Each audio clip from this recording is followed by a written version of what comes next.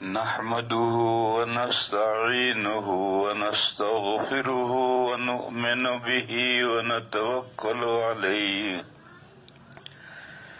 ونعوذ بالله من شرور أنفسنا ومن سيئات أعمالنا من يهده الله فلا مضل له ومن يضلله فلا هادي له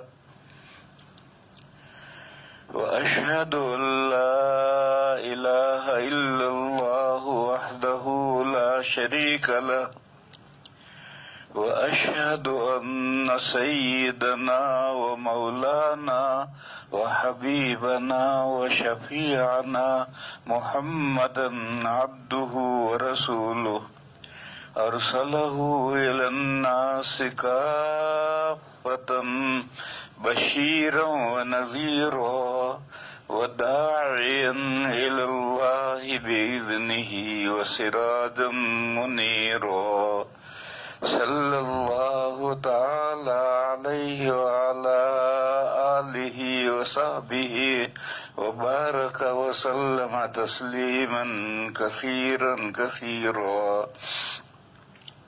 وبعد فأعوذ بالله من الشيطان الرجيم بسم الله الرحمن الرحيم ألف لام ميم ذلك الكتاب لا ريب فيه هدى للمتقين الذين يؤمنون بالغيب ويقيمون الصلاة ومما رزقناهم ينفقون صدق اللہ مولانا العظیم۔ بزرگوں اور بھائیوں،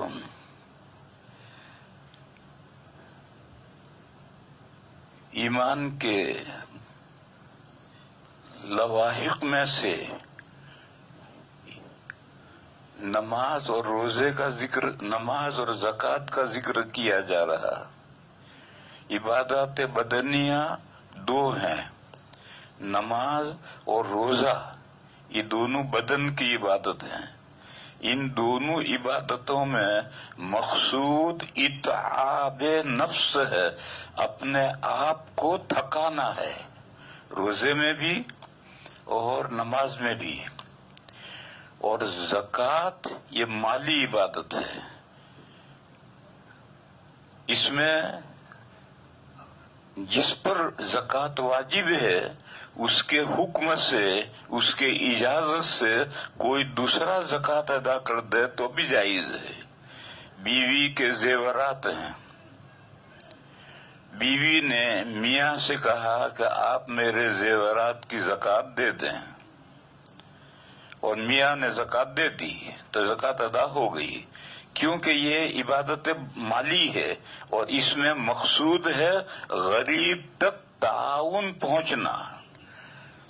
تو چاہے بیوی زکوٰۃ اپنے زیورات کی دے یا اس کی طرف سے اس کا شوہر زکوٰۃ دے، غریب تک تعاون پہنچ گیا، لہذا صحیح ہے۔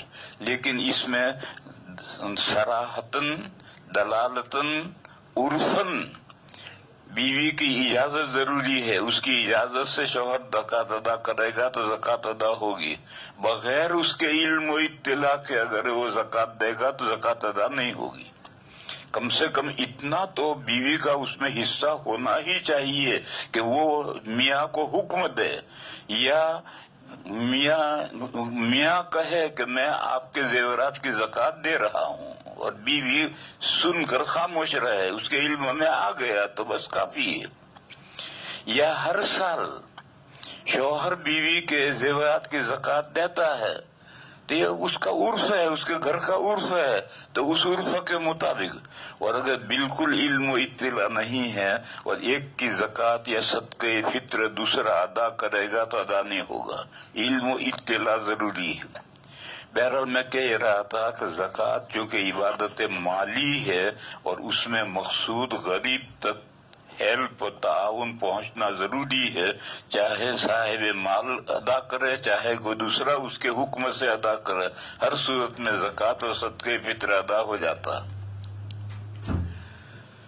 اور عبادت بدنی میں، نماز میں اور روزے میں مقصود اپنے آپ کو تھکانا ہے، لہذا عبادات بدنیہ میں خود عبادت کرنی ہے، دوسرے کو وکیل بنا دیا، دوسرے کو ذمہ داری سونپ دی کہ آپ یہ میری طرف سے عبادت کر لیں، اس طرح سے عبادت کر کے نائب بنانا وکالت کا جائز نہیں، کیونکہ شوہر صبح اٹھا، بیوی اٹھی، شوہر پڑا ہے، اس نے بیوی سے کہا میری بھی فجر کی 2 رکعتیں تو پڑھ لیجیے، یہ جائز نہیں ہے، اس لیے کہ اگر بیوی پڑھے گی تو بیوی تھکے گی، شوہر تو پڑا پڑا کھراٹے لے رہا ہے، اس کو کیا تکلیف پہنچی۔ اس لیے عبادت بدنی میں توکیل اور نیابت جائز نہیں۔ البتہ حضرت امام احمد علیہ الرحمہ ایک مسئلے میں گنجائش رکھتے ہیں کہ اگر کسی پر منت کے روزے ہوں، مرد پر یا عورت پر، اور وہ مر جائے تو نیابتاً اس کا وارث روزے رکھ سکتا ہے، منت کے روزے رکھ سکتا ہے، اور ان کی دلیل بخاری شریف کی ایک حدیث ہے۔ لیکن امام احمد علیہ الرحمہ کے علاوہ دوسرے 3 فقہا کہتے ہیں کہ نہیں، منت کے روزے اگر میت پر باقی ہیں تو اس میں بھی وارث نیابتاً روزے نہیں رکھ سکتا ہے، البتہ وارث کفارہ دے سکتا ہے۔ جیسے آدمی زندگی میں بوڑھا ہو جائے بہت زیادہ یا بیمار ہو جائے بہت زیادہ اور صحیح ہونے کی، تندرست ہونے کی امید نہ ہو تو فدیہ دے سکتا ہے، ایسے جو آدمی مر گیا تو اب ادا کرنے کی کوئی صورت نہیں ہے تو اس کی وصیت سے یا بغیر وصیت کے ورثہ فدیہ دے سکتے، تو منت کے روزوں کا بھی ورثہ فدیہ دے سکتے ہیں، اس کی طرف سے نائب بن کر کے قضا روزے نہیں رکھ سکتے ہیں۔ بہرحال یہ حضرت امام احمد علیہ الرحمہ کی ایک رائے ہے اور ان کے ماننے والے اس پر عمل کرتے ہوں گے، لیکن باقی 3 فقہا کی رائے یہ ہے کہ عبادت بدنیہ میں وکالت نیابت نہیں ہوتی ہے۔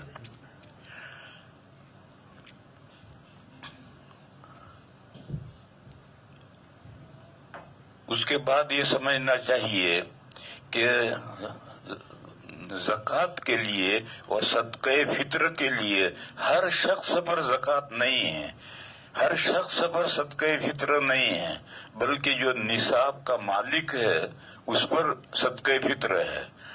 صدقہ فطر میں نصاب کا مالک ہونا ضروری ہے، حولان حول ضروری نہیں ہے، اور زکوٰۃ میں نصاب کا مالک ہونا ضروری ہے، پھر اس نصاب پر 1 سال گزر جائے تب زکوٰۃ ادا کرنا فرض ہوتا ہے۔ نصاب کا مالک ہوتے ہی زکوٰۃ واجب ہو جاتی ہے، لیکن زکوٰۃ ادا کرنا فرض ہوتا ہے جب نصاب اس کے پاس 1 سال رہے، حولان حول ہو جائے تب زکوٰۃ نکالنا ضروری ہوتا ہے۔ بس صدقہ فطر کا ایک نصاب ہے اور ایک زکوٰۃ کا نصاب ہے۔ صدقہ فطر کا جو نصاب ہے وہ چھوٹا نصاب کہلاتا ہے اور زکوٰۃ کا جو نصاب ہے بڑا نصاب کہلاتا ہے۔ اصول فقہ کی اصطلاح میں یہ جو چھوٹا نصاب ہے اسے قدرت ممکنہ والا نصاب کہتے ہیں، یعنی وہ نصاب جس کی وجہ سے آدمی کے لیے حکم شرعی پر عمل کرنا ممکن ہو جاتا ہے، قدرت ممکنہ۔ اور بڑا جو نصاب ہے زکوٰۃ والا وہ قدرت میسرہ والا نصاب کہلاتا ہے، یعنی وہ نصاب کے جس سے اللہ کے حکم پر عمل کرنا آسان ہو جاتا ہے۔ بہرحال یہ 2 نصاب ہیں، ایک بڑا نصاب ہے ایک چھوٹا نصاب ہے۔ چھوٹے نصاب کے ساتھ 5 احکام متعلق ہیں اور بڑے نصاب کے ساتھ 6 احکام متعلق ہیں۔ میں وہ دونوں نصاب آپ کو بتلاتا ہوں، اسے لوگ عام طور پر ان نصابوں کو نہ جانتے نہیں ہیں۔ سب سے پہلے بات یہ جاننی چاہیے کہ نصاب میں چاندی کا نصاب معتبر ہے۔ چاندی کا نصاب ہے 200 درہم۔ 200 दिरहम के होते हैं 52.5 तोला चांदी। अब वो 52.5 तोला चांदी वाला जमाना भी गया, अब है 612 ग्राम चांदी। 612 ग्राम चांदी या उसकी जो कीमत है वो है निसाब। ये बुनियादी निसाब ये है 52.5 तोला चांदी यानी 612 ग्राम चांदी की जो भी कीमत है, ये चांदी हो या उस चांदी की जो कीमत है उस कीमत के बकदर रुपए हो, तो ये बुनियादी निसाब है। सोने का निसाब अलग है या वो महमूल है चांदी के निसाब पर। हजरत शाह वलीउल्लाह साहब अलैहि रहमा की राय ये है कि सोने का कोई अलग निसाब नहीं है, सोने का निसाब चांदी के निसाब पर महमूल है। और शाह साहब ही की ये राय नहीं है, मुतकद्दिमीन में 3, 4, 5 आदमी बड़े लोग गुजरे हैं, इमाम अरबा में से नहीं है, दूसरे बड़े लोग गुजरे हैं, वो भी यही कहते हैं कि सोने का कोई निसाब नहीं है। वो कहते हैं कि सोने के निसाब की जितनी हदीसें हैं वो सब ज़ईफ हैं, लिहाजा असल निसाब तो चांदी का निसाब है। लिहाजा 612 ग्राम चांदी के बकदर मान लो कि आजकल 612 ग्राम चांदी की कीमत है 35-40 हजार रुपये। बस ये 40 हजार रुपये ये निसाब है। बस अगर किसी के पास में 1 तोला सोना है तो वो भी साहिब निसाब हो गया, क्योंकि 1 तोला सोने की कीमत 40 हजार से भी ज्यादा है। और ये जो कहते हैं कि 7.5 तोला सोने का निसाब, ये फुक़हा की राय है, चारों अइम्मा की राय ये है कि सोने का निसाब ये है और चांदी का निसाब ये है। 7.5 तोला यानी 612 ग्राम चांदी या उसकी कीमत, और 7.5 तोला सोना यानी 87 ग्राम और थोड़ा सा ऊपर 0.15 ऊपर इतना सोना हो या उसकी कीमत हो, कि 2 निसाब अलग अलग हैं। और सोने के बारे में, जो सोने के निसाब के बारे में 3 हदीसें हैं और वो तीनों हदीसें काबिल इस्तिदलाल हैं, उनमें कोई खास कमजोरी नहीं है। हुज्जतुल्लाहिल बालिगा की शरह मैंने लिखी है, रहमतुल्लाहिल वासिया, उस शरह में वो तीनों हदीसें मैंने बयान की हैं। फुक़हा उन हदीसों की वजह से सोने का निसाब अलग करते हैं, चांदी का निसाब अलग करते हैं। लेकिन फिर फुक़हा के यहाँ भी अगर थोड़ा चांदी है और थोड़ा सोना है तो फिर दोनों को मिलाते हैं और फिर चांदी के निसाब का एतबार करते हैं। एक तरफ तो दोनों को अलग अलग भी मानते हैं और फिर थोड़ा थोड़ा हो तो मिला करके चांदी के निसाब का एतबार करते हैं। तो ये खरबता है, 2 तरफ का मसला है।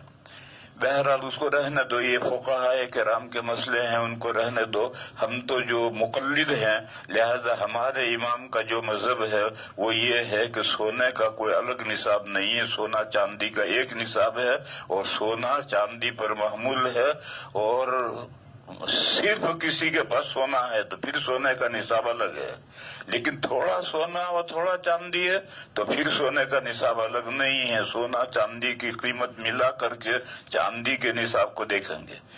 और अगर किसी के पास में सिर्फ सोना है तो फिर 7.5 तोला सोना होंगे तब साहिब निसाब होगा। किसी के पास सिर्फ चांदी है तो फिर जब 612 ग्राम चांदी होगी तब वो साहिब निसाब होगा। मैं तो इस वक्त ये बताना चाहता हूँ कि जो बड़ा निसाब है, ज़कात वाला निसाब है, ये 4 चीजों से बनता है। ऊंट, भेड़ बकरियां और गायें भैंसें, और सोना चांदी करेंसी और अमवाले तिजारत, ये चारों एक हैं।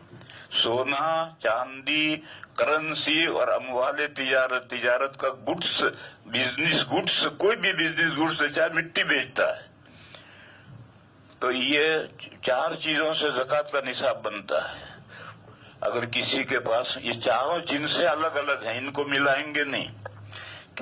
अगर 5 ऊंट हैं तो साहिब निसाब है, ऊंट है या ऊंटनियां हैं, बड़े हैं या छोटे हैं, अगर सिर्फ बच्चे हैं तो नहीं, बल्कि उनमें कम से कम एक बड़ा होना चाहिए। बहरहाल 5 ऊंट निसाब हैं, और उस 5 ऊंट के अगर किसी के पास है तो उसमें एक बकरी वाजिब होती है। फिर उसके बाद में फिर आगे मसला है। गायें भैंसे अगर किसी के पास है और वो सायमा है, जंगल में चरती हैं, जैसे कि बहुत से लोग गायें पालते हैं, वो दिन भर जंगल में चराते रहते हैं, उनके घर खिलाने के लिए कुछ नहीं है, तो ऐसे ही गाय भैंसे जंगल में चरती हैं पूरा साल या साल का बेशतर हिस्सा, और वो गायें भैंसे रखी गई हैं बच्चे हासिल करने के लिए और ज़वाइद और फवाइद दूध हासिल करने के लिए। तो उनका छोटा रेवड़ है 30 गायों का, भैंसों का। गायें भैंसे एक हैं, और गायें भैंसे दोनों को मिला करके गिनेंगे 30 अगर हैं, छोटे बड़े भी सब उसमें एक कम से कम एक बड़ा होना चाहिए। सारे छोटे बच्चे हैं तो वो निसाब नहीं बनेगा। तो अगर 30 गायें भैंसे हैं तो अब ये निसाब है, उसमें फिर 1 साला बच्चा वाजिब होगा, चाहे मुज़क्कर बच्चा दो या मुअन्नस बच्चा दो।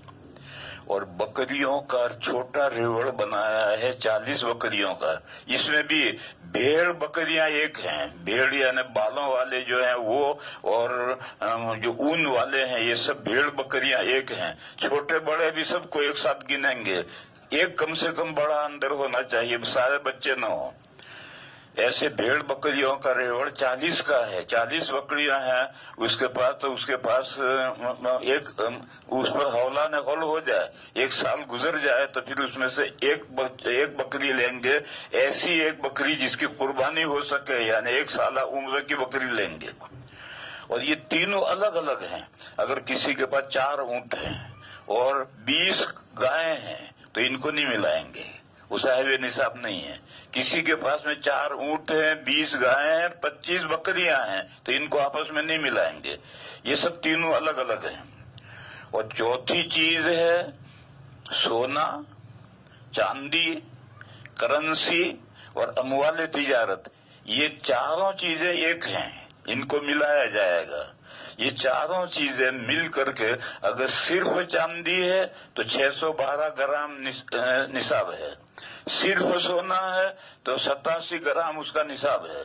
लेकिन थोड़ी चांदी, थोड़ा सोना, थोड़े रुपए, थोड़ा तिजारती सामान है तो फिर सब की कीमत लगा करके लिस्ट बना कर देखेंगे, अगर 612 ग्राम चांदी के बकद्र उस हो गया तो साहिब निसाब बन गया।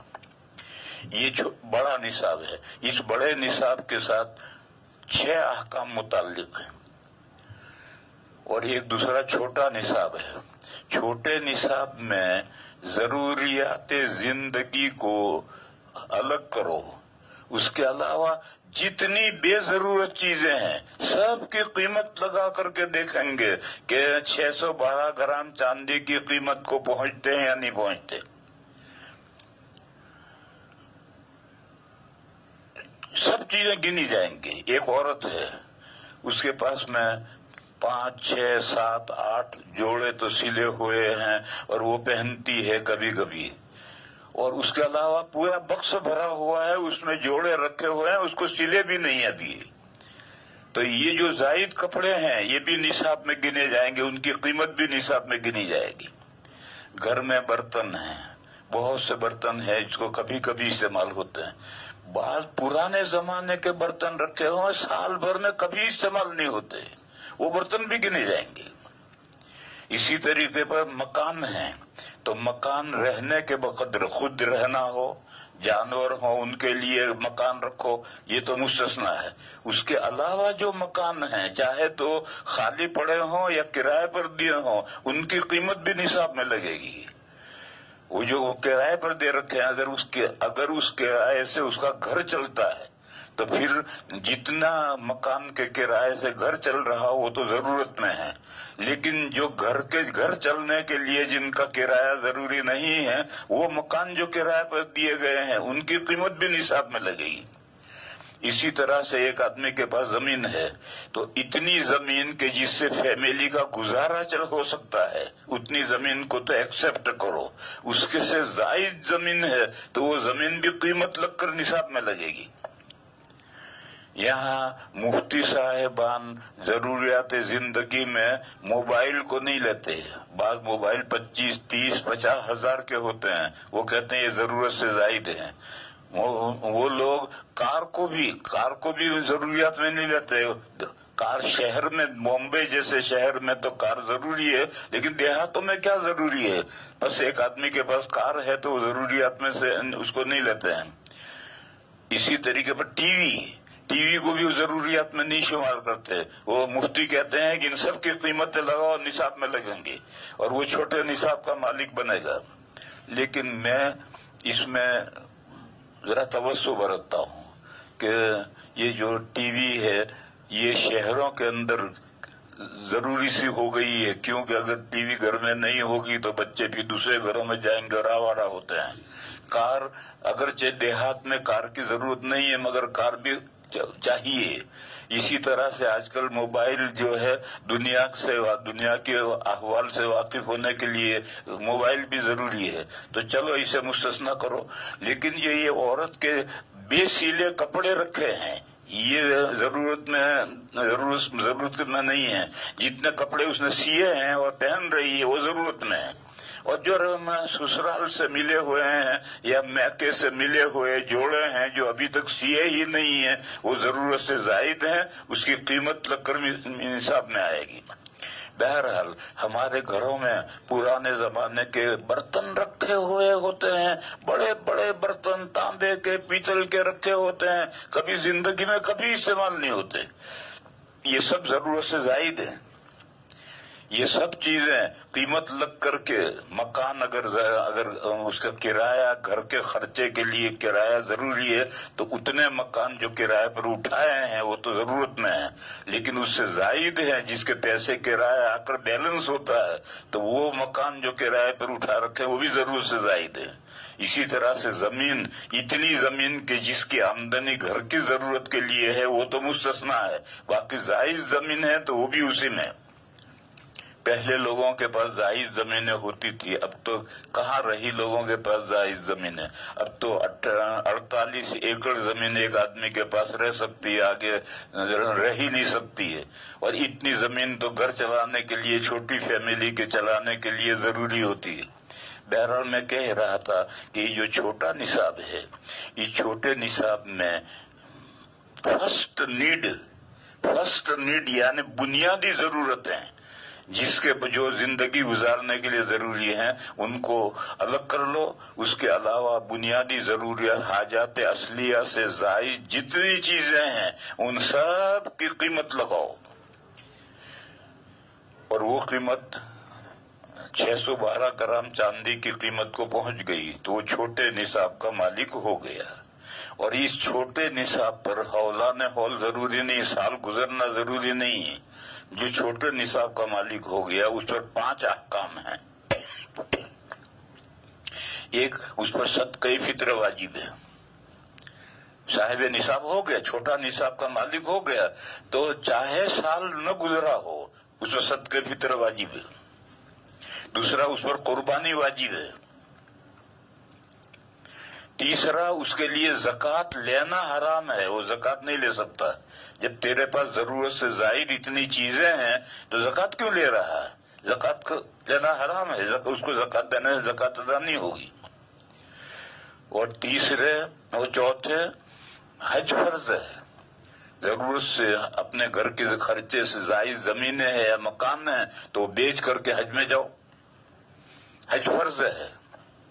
اور 5واں حکم ہے کہ ددیال میں یا ننیال میں تو 2 خاندان نکل گئے, سسرال نکل گیا اور دودھ پینے کا رشتہ نکل گیا. ددیال اور ننیال, ان 2 خاندانوں میں جو محرم ہیں یعنی جن سے نکاح کبھی بھی جائز نہیں ہے, بھائی ہے, بہن ہے, پھوپھی ہے, خالہ ہے, ماموں ہے, وہ اگر غریب ہیں اور ان کو معذور ہے اور ان کے پاس کوئی شکل کمانے کی گزارے کی نہیں ہے، لولے ہیں، لنگڑے ہیں، اپاہج ہیں، نابینا ہیں، تو پھر ان کا خرچہ اس صاحب نصاب پر واجب ہے کہ اس کا خرچہ دو۔ اس کو لوگ جانتے ہی نہیں۔ ددھیال میں کوئی بھی ہو، ننیال میں کوئی بھی ہو، لیکن وہ محرم ہو جس سے نکاح ہمیشہ کے لیے حرام ہے، اور وہ غریب ہو اور معذور ہو اور کمانے کی کوئی صورت اس کے پاس نہیں ہے، تو پھر اس کا خرچہ اس صاحب نصاب پر فرض ہے۔ یہ 5 احکام چھوٹے نصاب سے متعلق ہے۔ جو بھی چھوٹے نصاب کا مالک ہے، اور اس پر حولان حول بھی ضروری نہیں ہے، چھوٹے نصاب کا مالک ہوا تو صدقہ فطر ادا کرو، قربانی ادا کرو، زکوٰۃ نہیں لے سکتے ہو، حج فرض ہو گیا، حج کے بقدر پیسے ہوں تب حج فرض ہوتا ہے۔ زمین بیچ کر مکان زائد زمین بیچ کر زائد مکان بیچ کر اگر حج کے بقدر پیسے ہوں تب حج فرض ہوتا ہے۔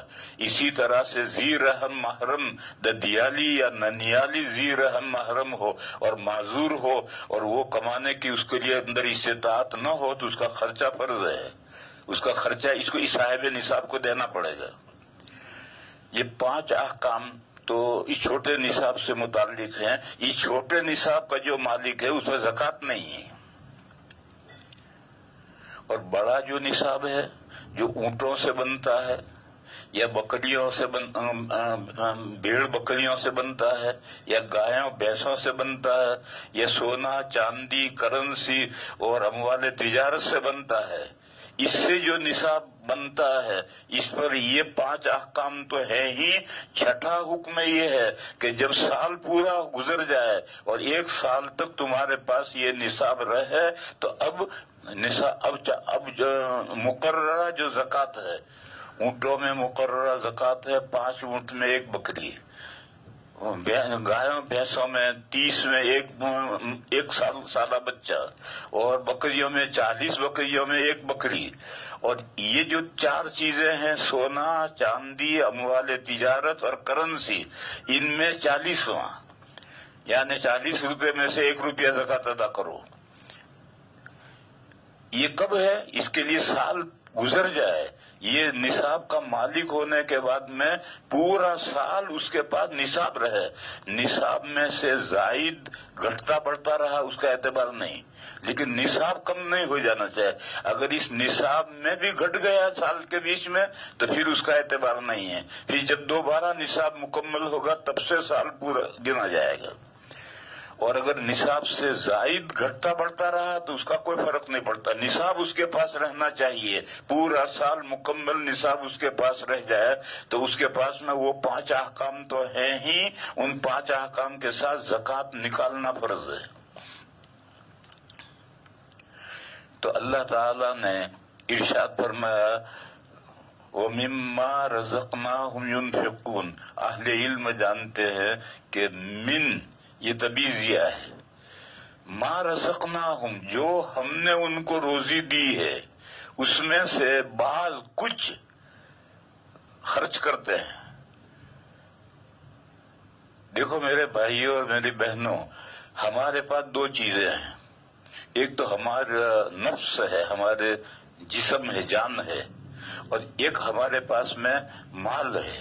یہ جان اور مال یہ دونوں ہمارے نہیں ہیں، یہ اللہ نے ہمیں دیے ہیں، جان بھی دی ہے، بدن بھی دیا ہے، مال بھی دیا ہے، مالک بھی بنایا ہے، لیکن مالک بنانے کے بعد پھر اللہ تعالیٰ نے اسے خرید بھی لیا ہے، لیکن خرید کر کے بھی ابھی ہے، وہ جان بھی ہمارے پاس ہے، مال بھی ہمارے پاس ہے۔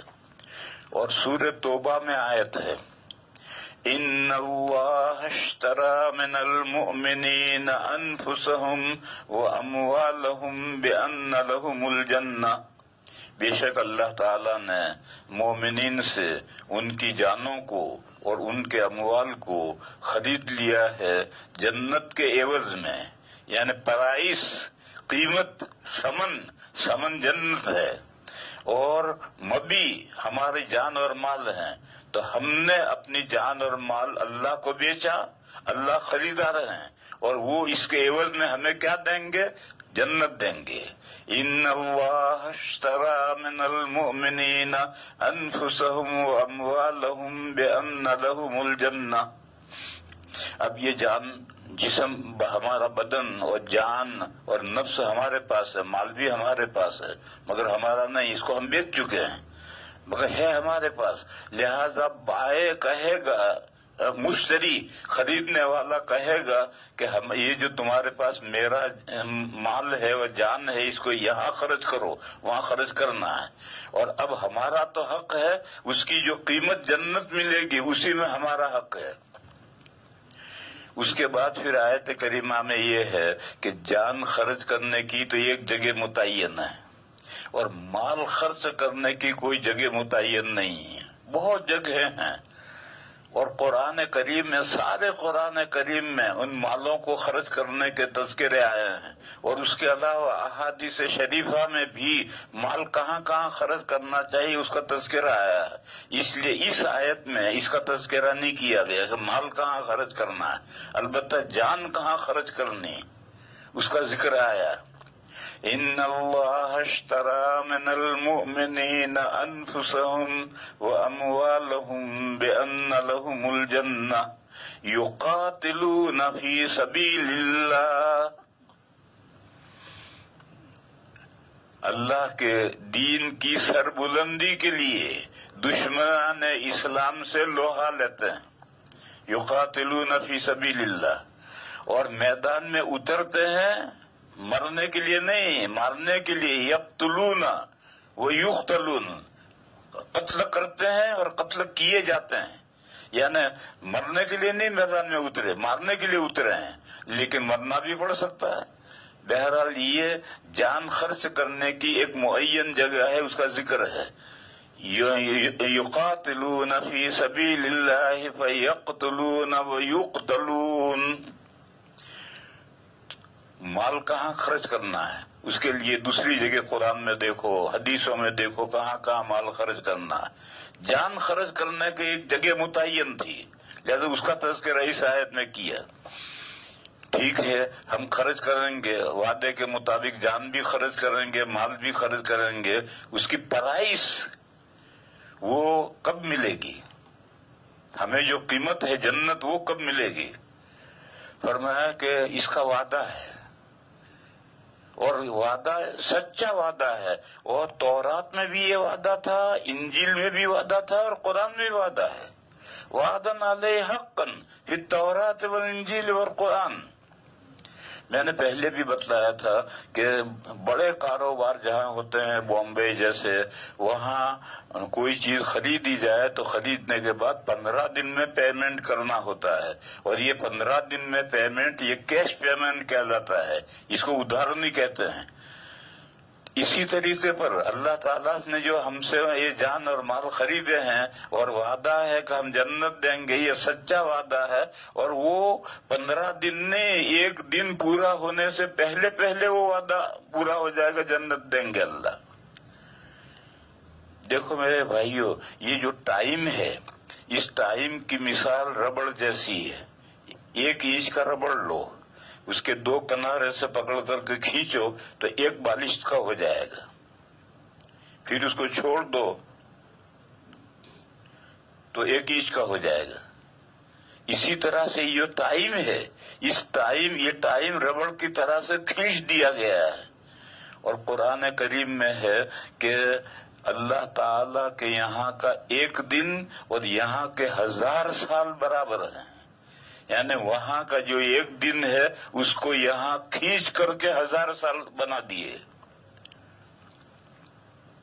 اسی لیے اس دنیا کے اندر تو آدمی جب زمانہ گزر جاتا ہے تو 60 سال کا ہو گیا، 70 سال کا ہو گیا، 80 سال کا ہو گیا، بڈھا ہو گیا، پیر گھسیٹنے لگا. لیکن اللہ کے یہاں جو زمانہ ہے وہ زمانہ وہ کھینچا ہوا نہیں ہے، اس لیے وہاں زمانہ گزرتا ہی نہیں ہے. حدیث شریف میں ہے کہ حضرت عیسیٰ علیہ السلام غسل خانے میں سے نہا کر نکلے تھے اور بالوں میں سے پانی ٹپک رہا تھا. اس زمانے میں تولیہ استعمال نہیں کرتے تھے، پھر فرشتے آئے اور عیسیٰ علیہ السلام کو اٹھا کر کے آسمانوں پر لے گئے۔ اب قیامت کے قریب میں جب عیسیٰ علیہ السلام آسمانوں پر سے دمشق کی جامع مسجد کے مینار پر اتارے جائیں گے، فرشتے لے کر اتاریں گے، تب بھی ان کے بالوں میں سے پانی ٹپک رہا ہوگا، یعنی وہاں زمانہ گزرا ہی نہیں، ابھی تک تو پانی ٹپک ہی رہا ہے، اور یہاں زمانہ گزرتا ہے۔ تو بہرحال یہاں ربڑ کو کھینچ دیا ہے، اور قرآن کریم میں ایک جگہ پر ہے کہ وَإِنَّ يَوْمًا عِنْدَ رَبِّكَ كَأَلْفِ سَنَةٍ مِّمَّا تَعُدُّونَ، تمہارے نزدیک کا ایک دن اللہ کے یہاں کے 1000 سال کے برابر ہے۔ یہ تو ایک جگہ پر، اس ربڑ کو اور کھینچو، جیسے کپڑا دھو کر کے ایک کمزور آدمی لنگی نچوڑے اور اپنی پوری طاقت سے نچوڑ لے، پھر اس کو پہلوان آ کر نچوڑے گا تو ایک کٹورا پانی اور نکالے گا، تو اسی طریقے پر یہ ربڑ کھینچا ہے، اس کو اور طاقت سے کھینچو گے تو اور بڑھ جائے گا۔ اللہ کے یہاں کا جب وہ کھینچتے ہیں تو اتنا ہو جاتا ہے۔ سورہ معارج میں ہے تعرج الملائکۃ والروح الیہ فی یوم کان مقدارہ 50,000 سنہ فاصبر صبرا جمیلا انہم یرونہ بعیدا ونراہ قریبا۔ اس آیت کریمہ میں یہ ہے کہ قیامت کا دن جو اس دنیا کا لاسٹ ڈے ہے، الیوم الاخر ہے، وہ ایک دن 50,000 ایئر کا ہے، 50,000 سال کا وہ ایک دن ہے۔ قیامت کا جو دن ہے وہ 50,000 سال کا ہے، کیونکہ دن رات بنتے ہیں، سورج نکلتا ہے غروب ہوتا ہے، سورج نکلتا ہے غروب ہوتا ہے، تو 24 گھنٹے میں رات دن بن جاتے ہیں۔ جب قیامت کا وقت قریب آئے گا تو جیسے بال بیرنگ والا پہیا گھماتے ہیں، وہ پہیا گھومتا رہتا ہے، جب اس کے ٹھہرنے کا وقت آتا ہے تو پھر الٹا گھومتا ہے۔ تو اسی طرح جب قیامت کا وقت آئے گا تو سورج جو چل رہا ہے یہ مغرب سے نکلے گا، اور مغرب سے نکل کر سر پہ آئے گا، پھر ڈوبے گا، پھر نکل کر سر پہ آئے گا، پھر ڈوبے گا، پھر نکل کر سر پہ آئے گا، پھر ڈوبے گا۔ اس طرح اب قیامت شروع ہو گئی۔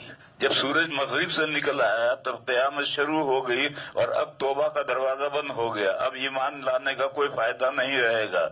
اور اب یہ جو لاسٹ ڈے ہے یہ 50,000 سال کا دن ہے۔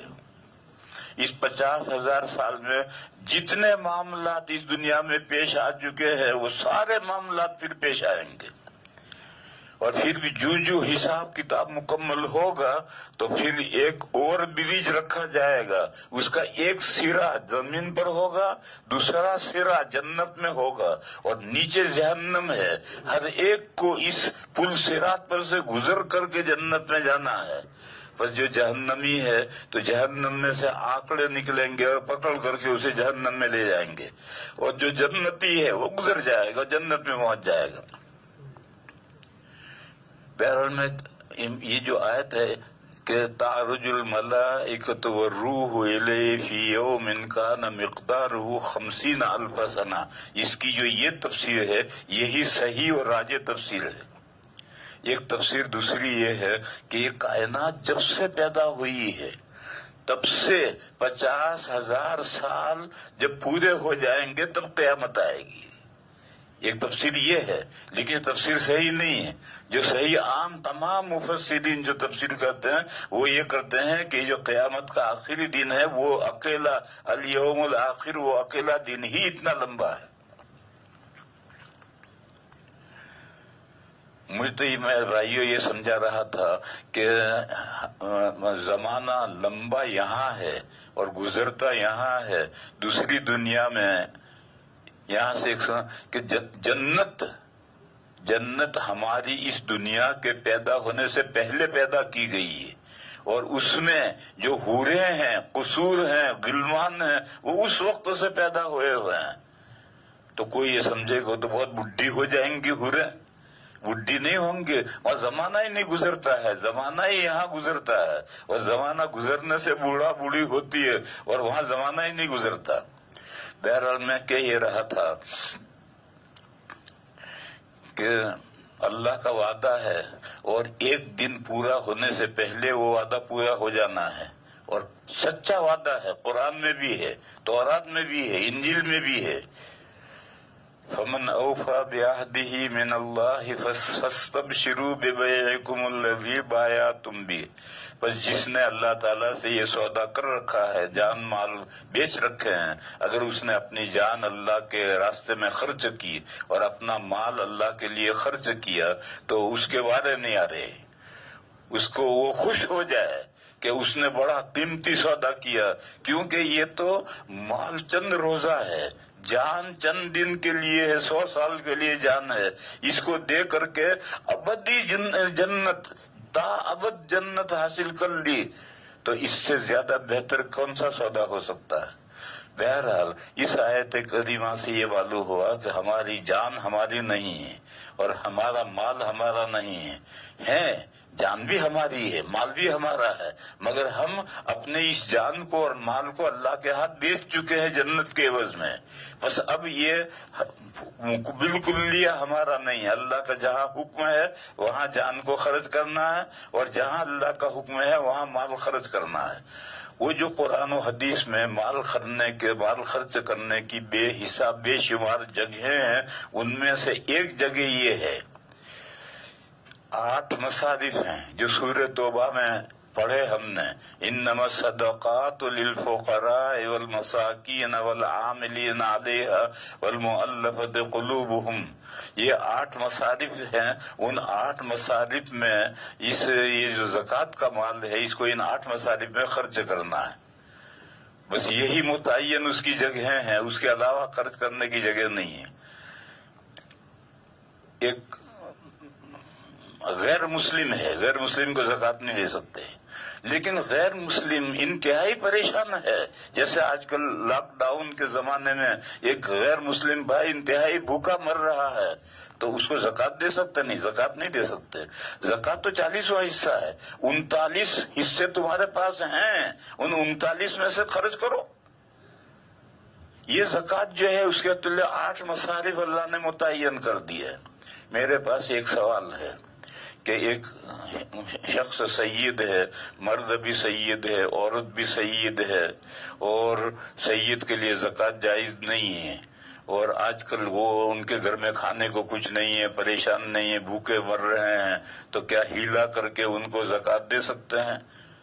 तो वो मसला जब आएगा तो मसला बयान करेंगे कि अभी इस जमाने में सादात को भी, एक तो डुप्लीकेट सादात हैं जिनका कोई नसबनामा नहीं, बस सादात कहलाते हैं, सैयद कहलाते हैं, वो तो उनके लिए ज़कात देना जायज है ही। लेकिन जो वाकई सैयद हैं जिनका नसबनामा मौजूद है, आज के मुफ्तियों का, बाज मुफ्तियों का फतवा ये है कि उनको भी ज़कात देना जायज है।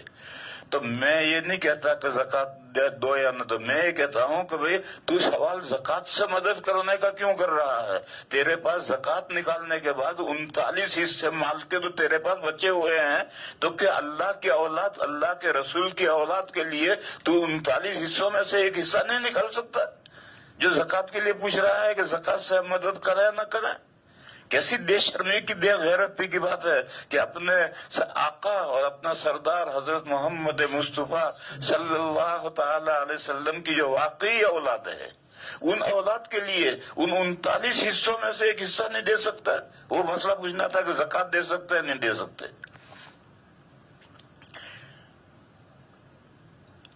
तो मैं ये कह रहा था कि इसके मसारिफ मुतय्यन 8, उसमें यह है कि गैर मुस्लिम को आप ज़कात नहीं दे सकते। बस गैर मुस्लिम का ताउन करना है तो ताउन करना है, तो ये 40वां है, इसी पर क्यों डिपेंड है? इसके बाद तेरे पास 39 हिस्से और भी तो बचे हुए हैं, उनमें से कर इस गैर मुस्लिम की ताउन। किसने मना किया है ताउन करने से? लेकिन तू ये कहते हैं ज़कात ही पर मसला पूछ रहा है, तो ये गलत फहमी है इंसान की कि ज़कात ही पर डिपेंड तो रही है। ये ज़कात तो इन 8 मसारिफ के लिए है, और बकिया जो 39 हिस्से हैं वो जहां दुनिया जो चाहे खर्च कर। बहरहाल अल्लाह ताला ने माल, ज़कात का माल जो है वो मुतय्यन जगहों में खर्च करने के लिए कुरान में एक सहाबी आए, नबी पाक सल्लल्लाहु अलैहि वसल्लम ज़कात का माल तकसीम कर रहे थे। उन्होंने सवाल किया और वो ज़कात के मुस्तहिक थे नहीं, तो नबी पाक सल्लल्लाहु अलैहि वसल्लम ने उनसे कहा कि देख भाई, ये ज़कात का माल है, और ज़कात के माल के सिलसिले में अल्लाह ने मलक मुकर्रब फरिश्ता और नबी मुरसल, नबी अंबिया और रसूलों पर अल्लाह ने एतमाद नहीं किया, बल्कि अल्लाह ताला ने इस माल के 8 मसारिफ खुद नाजिल किए हैं कुरान में। बस अगर इन 8 में तू किसी मसरफ में अगर आता है तो मैं तुझे दे सकता हूँ, वरना सॉरी। तो अल्लाह के रसूल सल्लल्लाहु अलैहि वसल्लम को भी इन 8 मसारिफ से बाहर खर्च करने का इख्तियार नहीं था, तो आज किसी और को इख्तियार कहाँ से हो जाएगा। लेकिन जहाँ जरूरत हो तो वहाँ बाकी जो ये ज़कात तो 40वां हिस्सा है, बाकी जो 39 हिस्से हैं उनमें से तुम जहाँ चाहे खर्च करो, उसको किसने मना किया है? किसी ने मना नहीं किया। तो मैं कह रहा था कि मिन तबीज ये इस्तेमाल किया है, और वो मुसलमान वो हैं कि जो हमने उनको रोजी दी है उसमें से कुछ खर्च करते हैं। ये जो हमारे पास माल है, ये हमारा, ये दर हकीकत ये इस माल के मालिक अल्लाह हैं। अल्लाह ने तो हमें उसमें डिप्यूटी बनाया है, मालिक बनाया है। और कुरान में फरमाया व अनफिकू मिम्मा जअलकुम मुस्तखलफीन फी, खर्च करो उस माल में से जिसमें हमने तुम्हें अपना नाइब कायम मकाम बनाया है, उसमें से खर्च करो। वही जो अल्लाह ने कायम मकाम बना करके दिया है, यही रोजी है। लिहाजा फरमाया व मिम्मा रज़क़नाहुम युनफिकून, वो मुसलमान वो हैं जो अल्लाह के दी हुई रोजी में से कुछ खर्च करते हैं। जितना अल्लाह ने खर्च करने के लिए कहा है उतना खर्च करते हैं, ज्यादा खर्च करो लेकिन इससे कम नहीं। तो ये 2 इबादतें हैं। मैं ये कह रहा था कि एक इबादत तो है बदनी है, वो 2 इबादतें हैं, नमाज और रोजा। देखो हमारे अंदर 2 चीजें हैं, एक हमारी बॉडी है और एक हम अंदर, बॉडी के अंदर रूह है। रूह की तरबियत के लिए नमाज है और बदन की तरबियत के लिए रोजा है। इसीलिए रोजे की जहाँ आयत आई है वहाँ ये कहा है कि अगर तुम रोजे रखोगे, जैसा पिछली तमाम उम्मतें रोजे रखती आई, इसी तरह से तुम रोजे रखोगे तो तुम तंदुरुस्त रहोगे, बीमारियों से, हर तरह की बीमारियों से बच जाओगे। और इसीलिए फाका सबसे ज्यादा, और फाके के साथ अगर रोजे की नीयत है तो सवाब का सवाब, फाका का फाका और सवाब का सवाब। तो ये 1000 बीमारियों की एक दवा है रोजा। तो बदन की सेहत के लिए रोजा है और रूह की परवरिश के लिए नमाज है। ये 2 इबादतें हैं। और दूसरों की सहायता, दूसरों की ताउन, दूसरों की मदद के लिए, गरीबों की मदद के लिए ज़कात रखी है। और एक इबादत रखी है जिसमें माल भी खर्च होता है, बदन भी खर्च होता है, और वो हज है जो बदन और माल से मुरक्कब है, उसमें बदन भी खर्च होता है, माल भी खर्च होता है। ये इबादत जो है वो महबूब से मुलाकात के लिए महबूब के घर जाओ। अब अल्लाह के घर तो जा नहीं सकते, अल्लाह तो गैबुल गैब है, तो उसका जो पैकरे महसूस है मक्का मुकर्रमा में काबा शरीफ, वहां जाओ और वहां जाकर के मरासिम जो इबादत के हैं वो अदा करो। यूं 4 इबादतें अल्लाह ताला ने, ये 4 इबादतें अरकान अरवा रखे हैं, नमाज, ज़कात, रोजा और हज। बहरहाल मैं ये कह रहा था कि जो असल मुझे समझाना था, लोग ये नहीं जानते कि निसाब 2 है, एक छोटा निसाब है, एक बड़ा निसाब है। बड़े निसाब को तो सब जानते हैं, छोटे निसाब को कोई जानते नहीं। اور چھوٹے نصاب کے ساتھ جو 5 احکام متعلق ہے اسے بھی کوئی نہیں جانتا ہے، اور ان میں بھی اگر جانتے بھی ہیں تو زکوٰۃ اور قربانی کو، صدقہ فطر کو جانتے ہیں۔ یہ جو ددیال اور ننیال کے معذوروں کا خرچہ فرض ہے اس کو تو کوئی جانتا بھی نہیں، اور حج فرض ہے اس کو تو کوئی جانتا ہی نہیں۔ لوگ یہ سمجھتے ہیں کہ جب اتنے پیسے آئیں گے کہ حج ہو، اور زمین بہت ساری ہے، مکان بہت سارے ہیں، وہ تو کہا وہ تو ہے، لیکن میرے پیسے میں حج کے لیے جانے کے لیے بقدر نہیں ہے۔ تو اس لیے میں نے یہ 2 نصاب بتلائے کہ ایک چھوٹا نصاب ہے، اس کے ساتھ 5 احکام متعلق ہیں، ایک بڑا نصاب ہے، اس کے ساتھ 6 احکام متعلق ہیں۔ یہ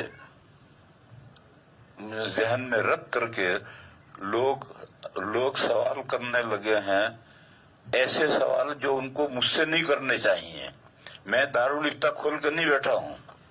ایک صاحب نے پوچھا کہ ایک آدمی کا انتقال ہوا، اتنے لاکھ روپے ترکہ ہے اور یہ ورثہ ہیں، تو کس وارث کو کیا ملے گا؟ تو میں نے کہا کسی دارالفتہ سے پوچھو۔ یہاں بامبے میں بھی مفتی سعید صاحب ہیں، مفتی عزیز الرحمان صاحب ہیں، اور بہت سے مفتی، ان سے پوچھو، نہیں تو دیوبند سے پوچھو، آن لائن پوچھو۔